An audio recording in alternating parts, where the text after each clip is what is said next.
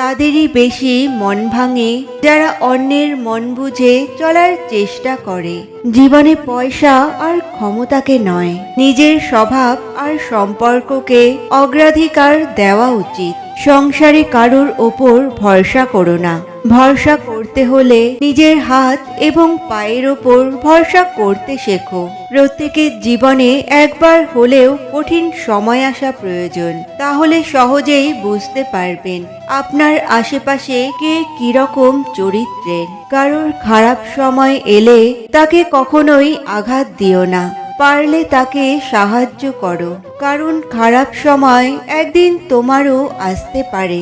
জীবনে কাউকে পাওয়াটা বড় কথা নয়, বরং যাকে পেয়েছেন তাকে জীবনে শেষ পর্যন্ত ধরে রাখাটাই বড় কথা। পৃথিবীতে সবচেয়ে নরম জিনিস হচ্ছে মানুষের মন।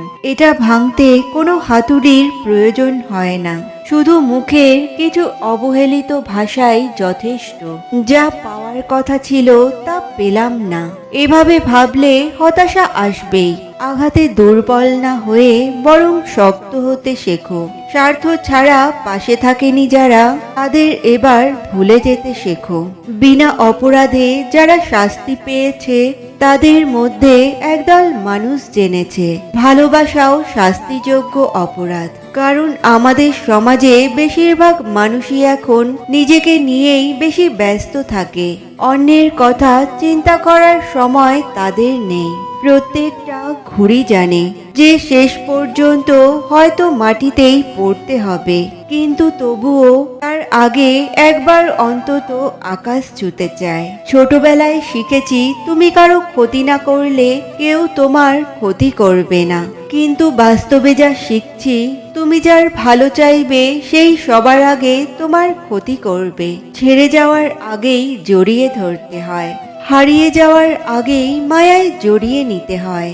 অথচ আমরা চলে যাওয়ার পর অভাবটা বুঝি, মানুষকে হারাবার পর আমরা পাগলের মতো খুঁজি। পকেট ভর্তি টাকা থাকলে কথার ওজন এমনিই বেড়ে যায়, তখন ফালতু কথাও লোকে মন দিয়ে শোনে। বাবা মা থাকতে তাদের যথাযথ সম্মান ও শ্রদ্ধা করো, কারণ তারা হারিয়ে গেলে বুঝবে তাদের মতো আপন পৃথিবীতে আর কেউ হয় না।